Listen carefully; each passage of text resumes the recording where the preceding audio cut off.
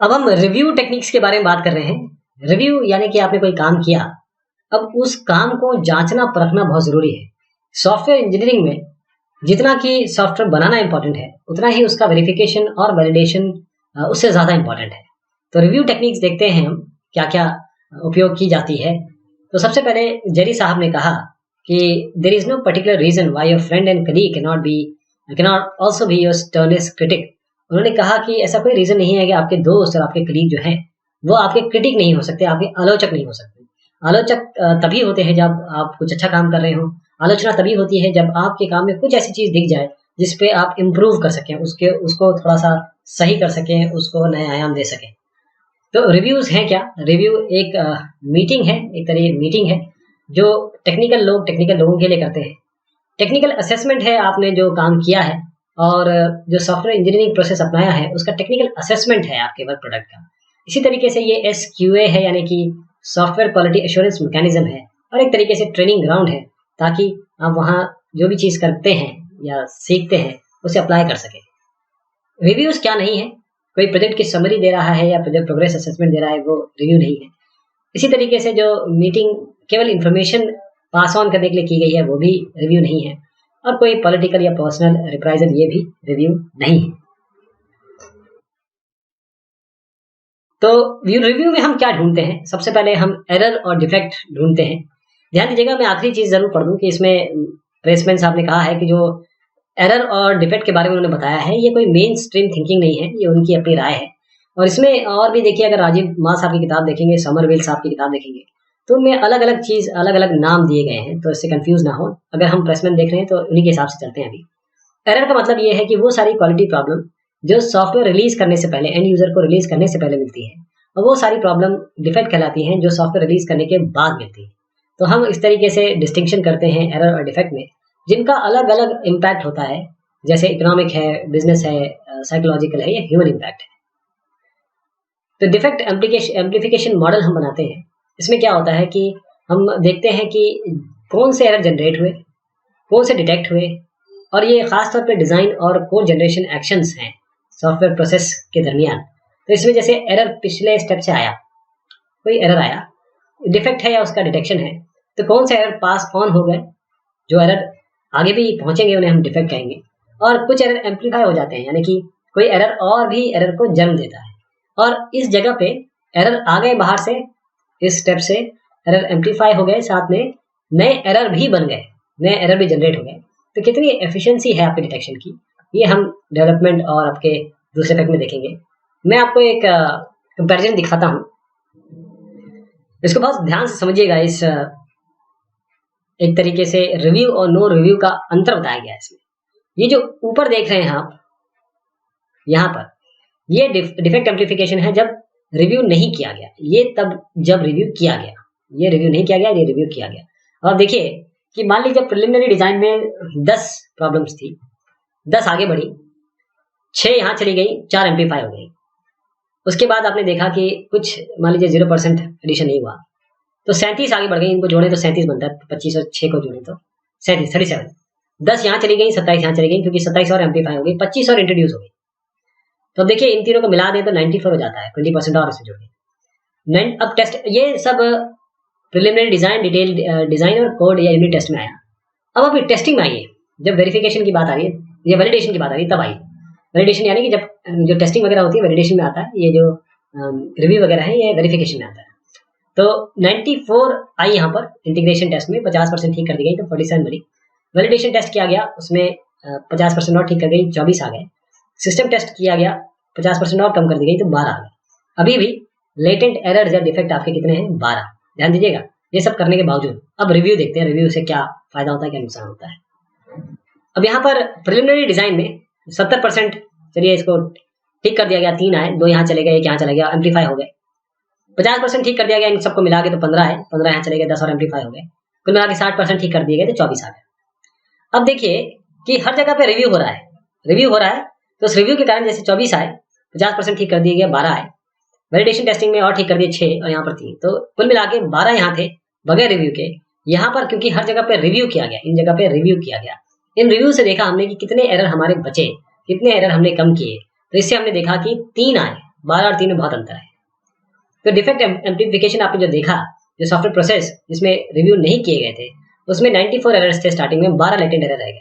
जबकि जहां रिव्यू किया गया वहां 24 एरर थे बिगनिंग में और 3 लेटेंट एरर रह गए। यानी कि जो कॉस्ट है बाद में जो करेक्ट करने का कॉस्ट है बहुत ज्यादा लगने वाला है अगर आप रिव्यू नहीं करते हैं तो ये मैट्रिक्स देखिएगा, इसमें अलग अलग चीजें हैं। पहले मैं आगे बढ़ा के आपको बता दूं ये है क्या। इसमें जो ईपी है, ये मैट्रिक्स हम देख रहे हैं। मैट्रिक्स किस चीज के देखिएगा, ये मैट्रिक्स हम देख रहे हैं कि कितना आपको एफर्ट लगता है और कितने नंबर ऑफ एरर्स निकल के आते हैं इस एफर्ट के बाद। एक तो प्रिपरेशन एफर्ट है ईपी, जो आपको प्रिपरेशन में लगेगा, पर्सन आवर्स में जो एफर्ट लगने वाला है मीटिंग से पहले। असेसमेंट एफर्ट जो असेसमेंट के समय लगेगा एक्चुअल, वो ईए है। रिवर्क एफर्ट यानी कि जब करेक्ट करेंगे एरर्स को जो रिव्यू में आए हैं उन्हें हम ईआर कह रहे हैं। वर्क प्रोडक्ट साइज हम डब्ल्यूपीएस कह रहे हैं, वर्क प्रोडक्ट साइज। ये मेजर है जो वर्क प्रोडक्ट का साइज है जिसे हम रिव्यू कर रहे हैं।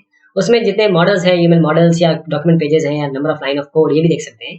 तो ये वर्क प्रोडक्ट साइज हो गया। इसी तरीके से दो चीजें हैं, एक तो माइनर एरर फाउंड और एक मेजर एरर फाउंड। कौन से एरर माइनर थे, मेजर थे।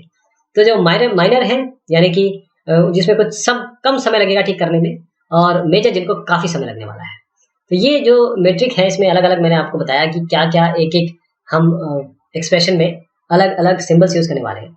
तो जो टोटल रिव्यू एफर्ट है, पूरा रिव्यू एफर्ट क्या है और कितने नंबर के एरर्स निकलने वाले हैं, वो इस तरीके से ई रिव्यू, वह ईपी प्लस ईए प्लस ईआर, ये तीनों चीजें अभी आपने देख ली।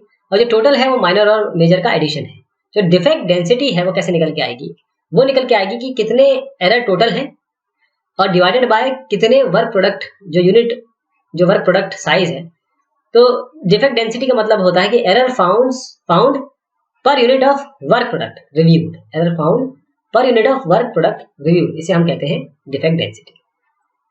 तो एक एग्जांपल इस तरीके से ले सकते हैं कि कोई पास्ट हिस्ट्री अगर हम बताते हैं हमें कि एवरेज डिफेक्ट डेंसिटी आपके रिक्वायरमेंट मॉडल की 0.6 एरर्स पर पेज है और नया रिक्वायरमेंट मॉडल जो है वो 32 पेज लॉन्ग है।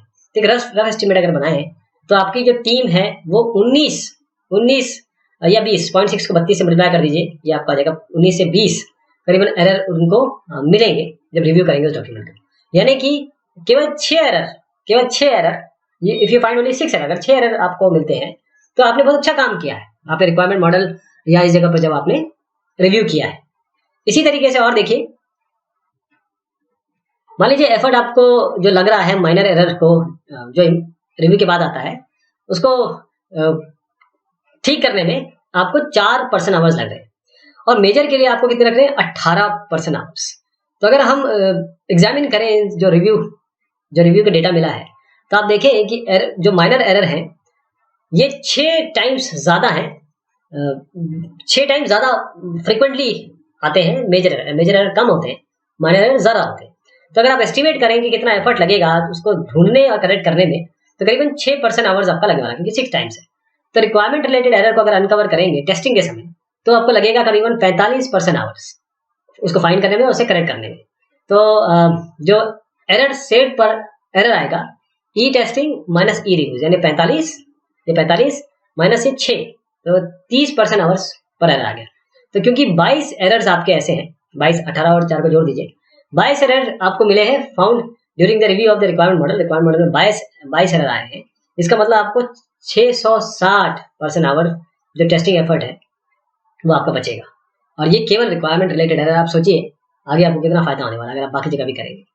अलग अलग जगह पे क्या क्या होगा देखिए। ये जो आप ब्लैक में देख रहे हैं कर्व और जो आप रेड में देख रहे हैं, पिंक में देख रहे हैं, रेड या पिंक कॉम्बिनेशन है सर।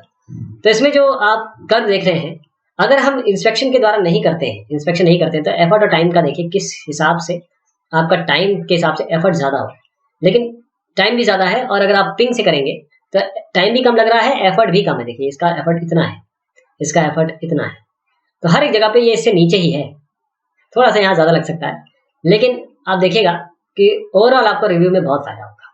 तो रेफरेंस मॉडल कुछ इस तरीके से अलग अलग रोल होते हैं। सबसे पहले रोल दिए जाते हैं, आपका क्या रोल है, आपका क्या रोल है। उसके बाद प्रिपरेशन की जाती है, प्लानिंग की जाती है, फिर एक मीटिंग का स्ट्रक्चर होता है, कैसे मीटिंग होगी, फिर जो मीटिंग से निकल के आया है उसका करेक्शन और वेरिफिकेशन होगा। इनफॉर्मल रिव्यू होते हैं, इनफॉर्मल रिव्यू, फॉर्मल रिव्यू, जिसे हम एफटीआर कहेंगे, फॉर्मल टेक्निकल रिव्यू। तो इनफॉर्मल रिव्यू में क्या होता है, इन्फॉर्मल रिव्यू में सिंपल आप डेस्क पे जाते हैं, अपने कलीग भी हो सकते हैं, वो साथ में जाते हैं, कैजुअल मीटिंग होती है 2 या 2 से ज़्यादा लोगों की, चाय पे आप मिल सकते हैं। और उसके बाद एक रिव्यू ओरिएंटेड एस्पेक्ट होता है, जैसे पेयर प्रोग्रामिंग, 2 लोग बैठे हैं तो अपने आप एक दूसरे से डिस्कस कर सकते हैं क्या चीज़ें ठीक की जा सकती हैं। ऐसे आपने एजाइल में पेयर प्रोग्रामिंग देखा होगा, वो भी एक तरीका है रिव्यू करने का।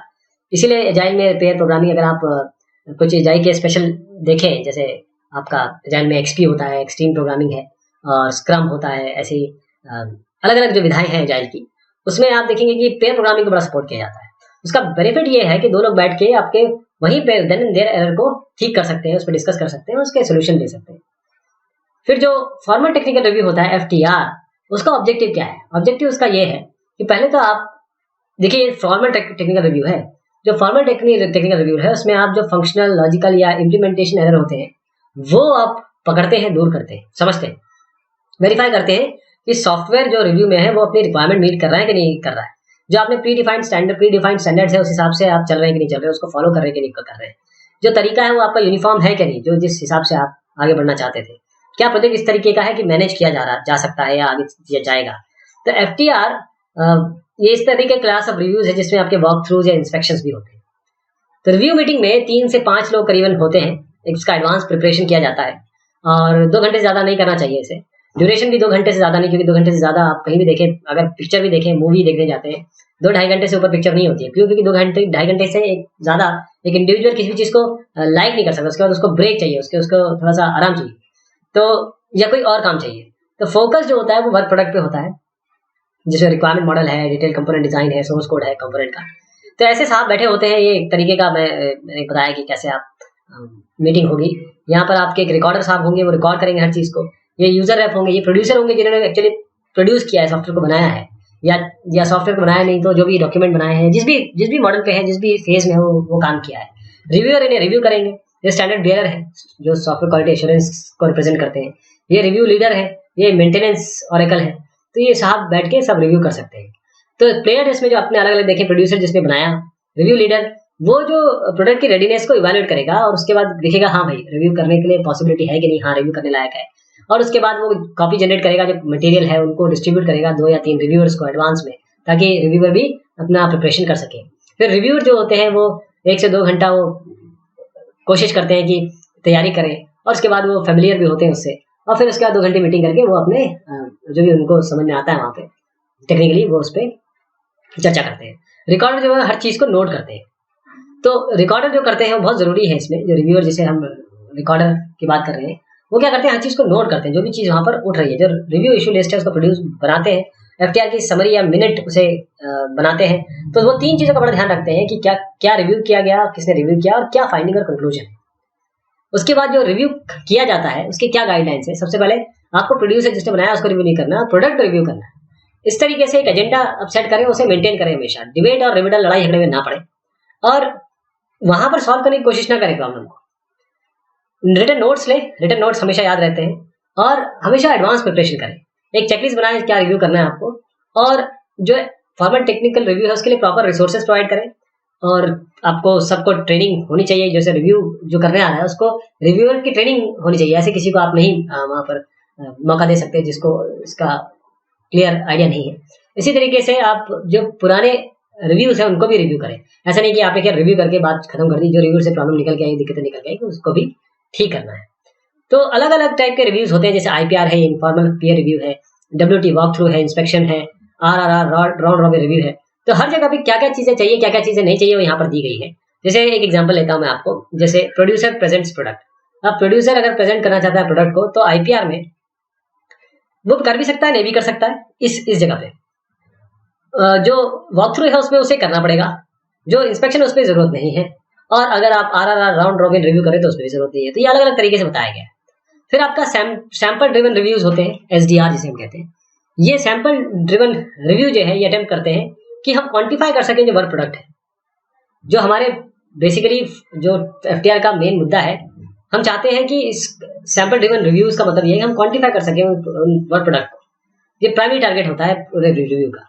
तो उसके लिए हम क्या करते हैं, इंस्पेक्ट करते हैं एक फ्रैक्शन को, हर जो एक सॉफ्टवेयर प्रोडक्ट है से कोई आई है, फिर रिकॉर्ड करते हैं कि कितने नंबर ऑफ फॉल्ट्स आए उस आई में, फिर डेवलप करते हैं, बनाते हैं ग्रॉस एस्टिमेट, जितने नंबर ऑफ फॉल्ट आए हैं जो वर्क प्रोडक्ट आई में, उसको मल्टीप्लाई कर लेते हैं आई को 1/ai से। फिर सॉर्ट कर लेते हैं हमारे प्रोडक्ट को डिसेंडिंग ऑर्डर में, ताकि ग्रॉस एस्टिमेट आ जाए कि कितने नंबर ऑफ फॉल्ट आए सब में। फिर आपके पास फोकस आ जाता है कि सबसे ज्यादा एस्टिमेटेड फॉल्ट किसमें है, उसके हिसाब से हम आगे बढ़ते हैं। तो मैट्रिक्स क्या मिलती है हमको रिव्यूज में, जो अलग अलग मैट्रिक्स मिलती है। एक तो इंस्पेक्शन टाइम पर page of documentation, inspection time पर KLOC FP। KLOC होता है kilo line of code, FP होता है फंक्शन पॉइंट्स। इंस्पेक्शन एफर्ट पर KLOC FP, एरर अनकवर्ड पर रिव्यूअर आवर, एरर अनकवर्ड पर प्रिपरेशन आवर, एरर अनकवर्ड पर software engineering task, number of minor errors कितने typographic error है, नंबर ऑफ मेजर एरर ये आता है, नॉन कन्फॉर्मेंस टू रिक्वायरमेंट ये भी निकल के आता है, number of errors found during preparation. तो ये हमने बात की रिव्यू की, बहुत जरूरी है रिव्यूज। बहुत शुक्रिया, बहुत मेहरबानी आपकी।